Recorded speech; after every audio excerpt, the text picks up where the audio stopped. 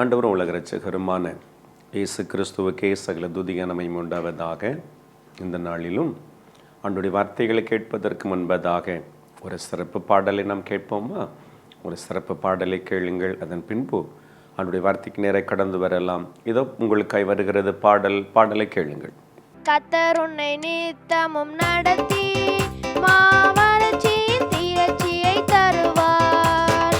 கர்த்தர் உன்னை நித்தமும் நடத்தி மாவளர்ச்சியின் திரட்சியை தருவார்.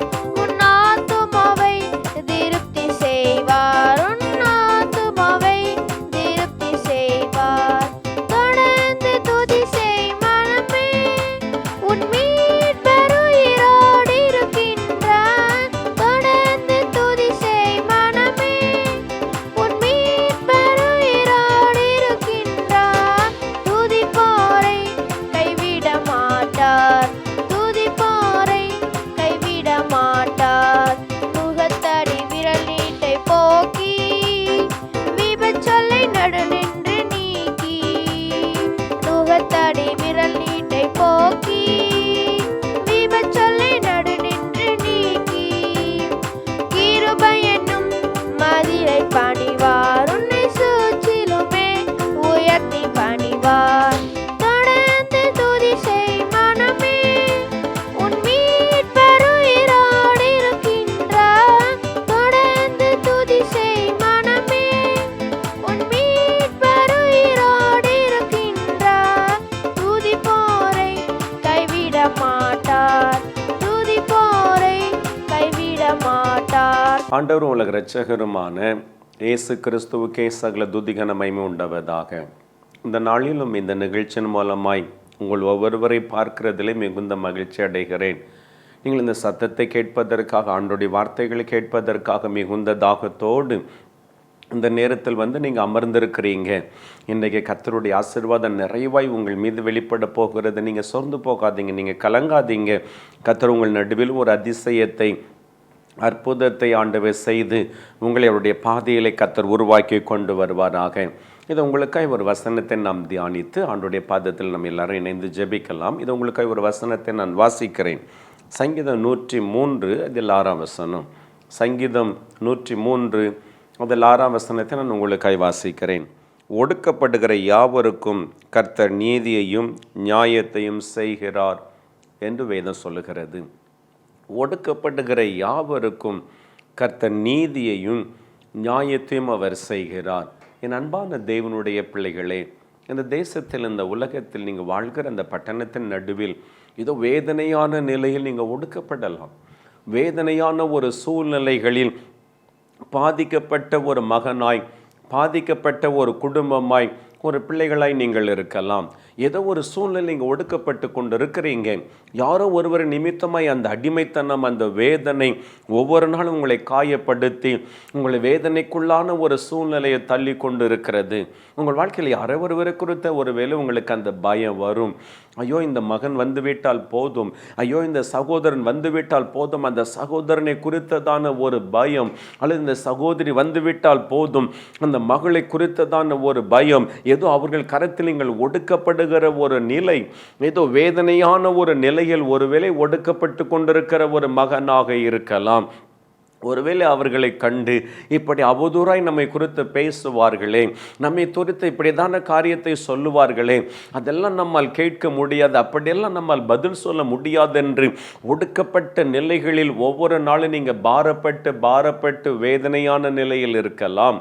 என் அன்பான தேவனுடைய பிள்ளைகளே, என் எஜமானை குறித்ததான ஒரு வேதனை, என் எஜமாட்டியை குறித்ததான ஒரு வேதனை, ஏதோ நான் பணி செய்தாலும் உண்மையாக உத்தமமான அந்த பணிகளை நிறைவேற்றினாலும் அநேக நேரம் என்னை ஒடுக்கப்படுகிற நிலை, அநேக நேரம் என்னை காயப்படுத்துகிற ஒரு சூழ்நிலை, ஐயோ இந்த வேதனை நடுவில் நான் எப்படி வாழ்வது என்று சொல்லி நீங்கள் ஒருவேளை உங்கள் வாழ்க்கையிலே சோர்ந்து போன ஒரு நிலையில் இருக்கலாம். அல்லது உங்களுக்கு சில பிரச்சனைகள், உங்களுக்கு எதிராளிக்கு சில நிலைகள், உங்களுக்கு உங்கள் பக்கத்தில் இருக்கிற யாரோ ஒருவருக்கு வாக்குவாத வேதனை, அது நிமித்தமாய் நீதி கிடைக்காதபடி, நியாயம் கிடைக்காதபடி நீங்கள் ஒருவேளை வேதனைப்படுகிற ஒரு நிலையில் இருக்கலாம்.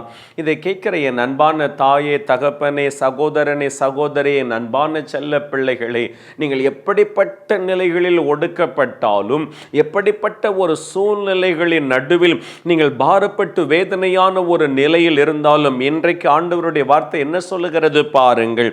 மகனே, மகளை, ஒடுக்கப்படுகிறவருக்கு நீதியையும் நியாயத்தையும் நான் செய்வேன் என்று ஆண்டவர் வாக்கு கொடுக்கிறார். உங்களுக்கு நீதி செய்வதற்கு, உங்களுக்கு நியாயத்தை நிறைவேற்றுவதற்கு, ஒடுக்கப்படுகிற உங்களை அதிலிருந்து விடுதலை கொடுப்பதற்காக தான் இந்த ஆண்டவர் இன்றைக்கு உங்களோடு பேசி கொண்டிருக்கிறார். எனக்கு நீதி கிடைக்கல, எனக்கு நியாயம் கிடைக்கல, சரியானபடி எனக்காக ஒருவரும் இல்லை என்று நீங்க பாரப்பட்டு கொண்டிருக்கலாம். அதுதான் கர்த்தர் நீதியை செய்ய போகிறார். அதில் தான் தேவன் அற்புதம் செய்ய போகிறார். அதில் தான் தேவனுடைய ஆசீர்வாதத்தை நீங்க சுதந்திரித்துக் கொள்ள போகிறீர்கள். அதில் தான் தேவன் உங்களுக்கு செய்கிற ஒரு விடுதலை நீங்கள் சுதந்திரித்துக் கொள்ள போகிறீர்கள். எந்த காரியத்திற்காய் பயப்படுகிறீர்களோ, எந்த காரியத்திற்காய் ஒடுக்கப்பட்டு இனி எனக்கு நன்மை இல்லை, எனக்கு ஆசீர்வாதம் இல்லை, அந்த ஆசீர்வாதம் எனக்கு கிடைக்க போகிறது இல்லை, எல்லா சூழ்நிலையிலும் நான் வேதனைப்பட்டு விட்டேன் என்று நீங்கள் ஒருவேளை கலங்கி இருக்கலாம். எனக்கு நீதியாய் பேசுவதற்கு யாரும் இல்லை, நியாயமாய் எனக்கு கொடுப்பதற்கு யாரும் இல்லை, எல்லாம் என்னை விட்டு விலகி போகிறது அப்படி என்று சொல்லி நீங்க யோசித்து கொண்டிருக்கலாம். இந்த தேவன் உங்களுக்கு சரியானபடி நீதி செய்ய போகிறார். சரியானபடி நியாயத்தை உங்கள் பக்கம் கொண்டு வர போகிறார். எத்தனை இரவோ நீங்க பாரப்பட்டு இருக்கலாம், எத்தனை இரவு அது நிமித்தமாய் நீங்கள் வேதனைப்பட்டு கலங்கி இருக்கலாம், எத்தனை நாட்கள் நித்தம் நீங்கள் வேதனையான நிலையில் கண்ணீர் விட்டு இருக்கலாம். எப்பொழுது என் நிந்தை மாறும், எப்பொழுது எனக்கு நீதி கிடைக்கும், எப்பொழுது இந்த அடிமைத்தனை எனக்கு மாறும், எப்பொழுது கர்த்தர் எனக்கு உதவி செய்து என்னை பலப்படுத்துவார், அப்படி தானே நீங்கள் பாரப்படுறீங்க.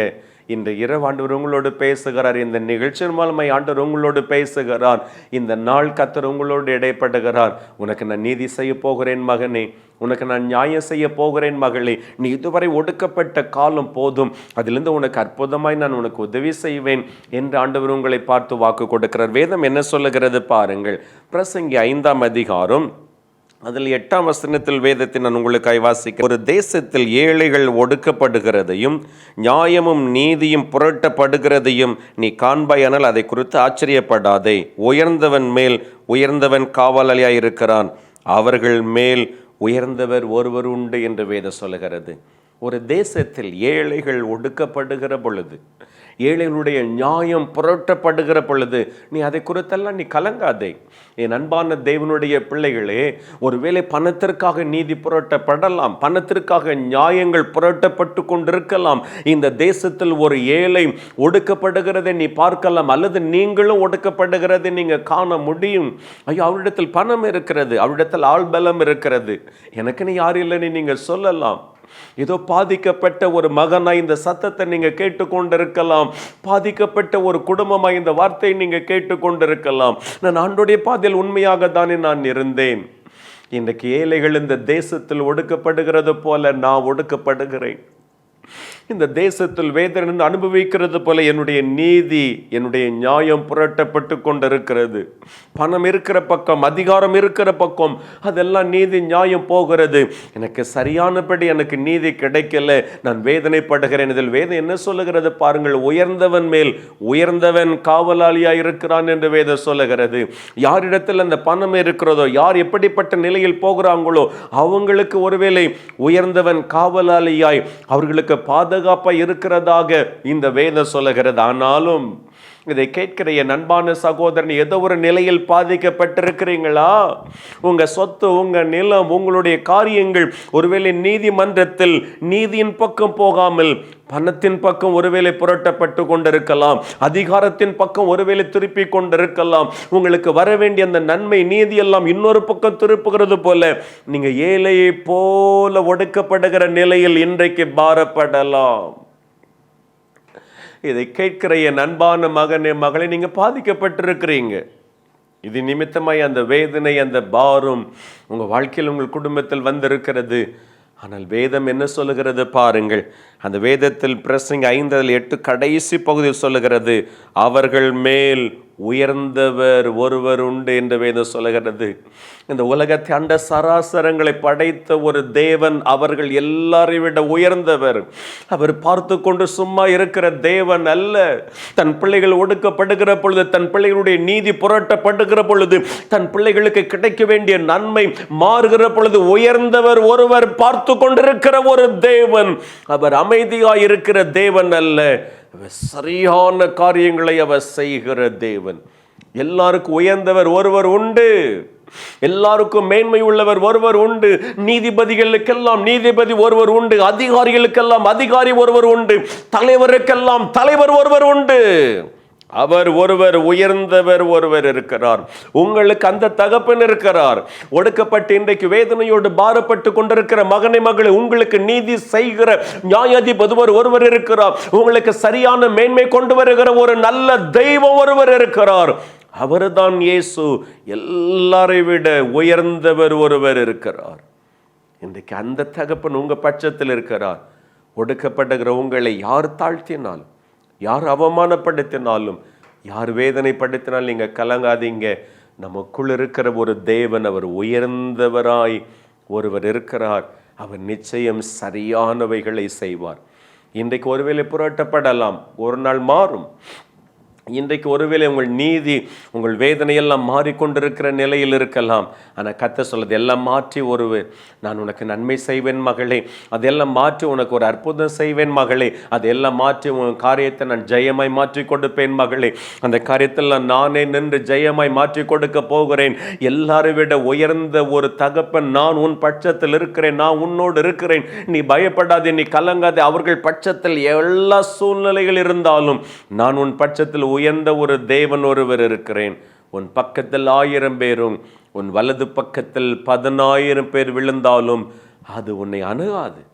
உன் கண்களால் நீ காணப்போகிறாய் மகளே, உன் கண்களால் நீ காணப்போகிறாய் மகனே. எந்த இடத்தில் ஒடுக்கப்பட்டு இருக்கிறீங்க, எந்த இடத்தில் நீதி புரட்டப்பட்டு இருக்கிறது, எந்த இடத்தில் நியாயம் கிடைக்காமல் இன்றைக்கு தடுமாறி கொண்டிருக்கிறீங்க, அதே இடத்தில் ஒடுக்கப்படுகிற உங்களை அந்த உயர்ந்த தேவன் தூக்கிவிட போகிறார். ஒடுக்கப்பட்டிருக்கிற உங்களை அந்த உயர்ந்த தேவன், பரலோகத்தின் அந்த ஆண்டவர், உங்களுக்காக இரட்சகராய் வெளிப்பட்ட அந்த இயேசு உங்களை அதன் நடுவிலிருந்து அற்புதமாக தூக்கி உயர்த்த போகிறார். அந்த ஆசீர்வாதத்தை, அந்த நன்மையை நீங்கள் காணப்போகிறீர்கள். நீங்கள் நீதியை, நியாயத்தை பெற்றுக்கொள்ள போகிறீர்கள். அவர் பரத்திலிருந்து சரியானபடி அவர் நீதியை செய்வார். இது நம்ம எல்லாரும் கண்களை மூடி ஜெபிக்கலாம். இந்த சத்தத்தை கேட்டுக்கொண்டிருக்கிற என் அன்பான சகோதரனே, சகோதரியே, ஏதோ ஒரு நிலையில் நீங்கள் பாரப்படுறீங்க. என்னால் பேச முடியல, அந்த நீதிக்காக நான் போராட முடியல, ஐயோ நான் கலங்கி நிற்கிறேன், என் நிமித்தமாக எவ்வளோ வேதனை என் குடும்பம் சகித்து கொண்டு இருக்கிறது, நான் பாரப்பட்டு கொண்டிருக்கிறேனே. இன்றைக்கு பாதிக்கப்பட்ட நிலையில் ஒரு சகோதரன் அடைக்கப்பட்ட வீட்டில் பாரத்தோடு நீங்கள் ஜெபம் பண்ணி கொண்டிருக்கிறீங்க. என் நீதி என்றைக்கு வெளிப்படும்? என் நீதிக்காக யாரு வழக்காடுவார்கள், பேசுவார்கள்? ஏதோ நான் குற்றமுள்ள ஒரு மகனாய், குற்றமுள்ள ஒரு பாத்திரமாய் நான் வேதனைப்படுகிறேனே. ஏசப்பா சொல்ற, எல்லாவற்றிற்கும் மேலாய் நான் இருக்கிறேன் மகனே, என் முகத்தை பாரு மகனே, நீ என்னுடைய பாதத்தில் என் சமூகத்தில் அமர்ந்திரு மகனே. எல்லாவற்றிற்கும் மேலாயிருக்கிற நான் உனக்காக நீதியை செய்ய போகிறேன், உனக்கான காரியத்தை நான் செய்ய போகிறேன். நீ கலங்காதே மகனே, என்னுடைய பலமான ஒரு வல்லமை வெளிப்பட போகிறது. இயேசுவின் நாமத்தில் ஆண்டவருடைய பலமான ஒரு கரம் இப்பொழுது அந்த மகன் மீது வெளிப்படுகிறதற்காக நன்றி. மகனை நீ சோர்ந்து போகாத, சீக்கிரத்தில் கர்த்தர் மாற்றத்தை கொண்டு வருகிறார். சீக்கிரத்தில் அந்த காரியத்தில் உனக்கு ஒரு ஜெயத்தை கர்த்தர் கொண்டு வர போகிறார். அதே இடத்தில் கர்த்தர் மீண்டும் உன்னை அமர வைத்து தேவனை துதிக்கிற ஒரு மகனாய் மாற்ற போகிறார். இதை சுதந்தரித்துக் கொள் மகனே. ஆண்டவருடைய பலமான வல்லமை வெளிப்படுவதாக இயேசுவின் நாமத்தில். ஒடுக்கப்படுகிற ஒவ்வொருவருக்காக நாங்கள் வருகிறோம். ஏதோ குடும்பத்தின் நடுவில், பட்டணத்தின் நடுவில், தேசத்தின் நடுவில், அவர்கள் ஆண்டவரை பணி செய்கிற இடத்தின் நடுவில் ஒடுக்கப்பட்டு கொண்டிருக்கிற ஒரு நிலை. ஐயோ, இந்த மகளை திட்டினால், இந்த மகனை பேசினால் யாரும் கேட்க மாட்டார்கள் என்று அநேகர் பேசுறாங்க, அநேகர் திட்டுறாங்க. அநேக வார்த்தைகளை கேட்டு மன உடைந்து போன நிலையில் நிற்கிற ஒரு சகோதரனாய், ஒரு சகோதரியா இருக்கலாம். சகோதரியே, நீ பணி செய்கிற இடத்துல அவ்வளோ நெருக்கமா? ஏதோ சிரிக்கிறீங்க, ஏதோ தென்னந்தனம் போகிறீங்க, அந்த குடும்ப சூழ்நிலை நிமித்தமாக அந்த காரியத்தை செய்து கொண்டிருக்கிறீங்க. ஆனால் அவ்வளவு அவமானம் நீங்க பணி செய்கிற அந்த ஸ்தலத்தில் பெற்றுக்கொண்டிருக்கிறீங்க. யாரிடத்தில் சொல்ல முடியல, அந்த காரியத்தை யாரோடு பகிர்ந்து கொள்ள முடியல, அவ்வளவு ஒடுக்கப்படுறீங்க. எல்லாரும் உங்களை அற்பமா பார்க்குறாங்க, அற்பமா ஒடுக்குறாங்க. கர்த்தர் சொல்கிறவன் பட்சத்தில் நான் இருக்கிறேன் மகளே, உன் பட்சத்தில் உன்னோடு கூட நான் இருக்கிறேன். அதே இடத்தில் நான் ஒருவர் உண்டு என்பதை எல்லாரும் அறிந்து கொள்ளும்படி நான் செய்வேன் மகளே. நீ கலங்காது, நீ பொறுமையோடு காத்திரு. ஒரு நாள் அதே இடத்தில் நீ உயர்த்தப்பட போகிறாய் மகளே. ஒரு நாள் அதே இடத்தில் கர்த்தர் ஆசீர்வாதமாய் உன்னை கனப்படுத்த போகிறார். அந்த ஆசீர்வாதத்தை, அந்த நன்மையை நீ காண போகிறாய் மகளே. நீ சொர்ந்து போகாதே மகளே. எந்தெந்த இடத்தில் கலங்கி நின்றாயோ அதே இடத்தில் கர்த்தர் உன்னை நான் மீண்டும் எழுப்புவேன், நான் மீண்டும் உன்னை ஆசீர்வதிப்பேன். என் கரம் வெளிப்படும் மகளே, நீ பயப்படாதே. ஆண்டவருடைய கரம் ஒவ்வொருவர் மீது வெளிப்படட்டும். தேவனுடைய பலமான கிருபை இந்த பிள்ளைகள் எல்லாரையும் தொடுகிறதற்காய் நன்றி அப்பா. நீங்க நீதியை செய்யுங்க, நியாயத்தை செய்யுங்க. பணத்திற்காக, அதிகாரத்திற்காய் புரட்டப்படுகிற நீதிகள் எல்லாம் இயேசுவின் நாமத்தில் மாறி போகட்டும் ஐயா. இந்த பிள்ளைகளுக்கு சரியானபடி நீதி செய்து, சரியானபடி இந்த பிள்ளைகளுக்கு உதவி செய்து, ஒவ்வொரு பிள்ளைகளையும் நீங்க உயர்த்துங்க, பாதுகாத்து கொள்ளுங்க, ஆசீர்வதிங்க. உமது கிருபையின் கரம் எல்லார் மேலும் ஒரு வீசை வெளிப்படட்டு தகப்பனே. உமது பாதத்தில் நாங்கள் தாழ்த்தி அர்ப்பணிக்கிறோம். எல்லா துதிகனமையும் எடுத்துக்கொள்ளுங்க. இயேசு கிறிஸ்துவின் நாமத்தில் ஜெபிக்கிறோம் எங்கள் நல்ல பிதாவே. ஆமென், ஆமென். கிறிஸ்துவுக்குள் பிரியமானவர்களே, இன்றைக்கு அநேகரை கர்த்தர் தொட்டிருக்கிறார். அநேக ஒடுக்கப்பட்ட பிள்ளைகள், அநேக வேதனைப்பட்டிருக்கிற பிள்ளைகளுக்கு கர்த்தர் விடுதலை கொடுத்திருக்கிறார்.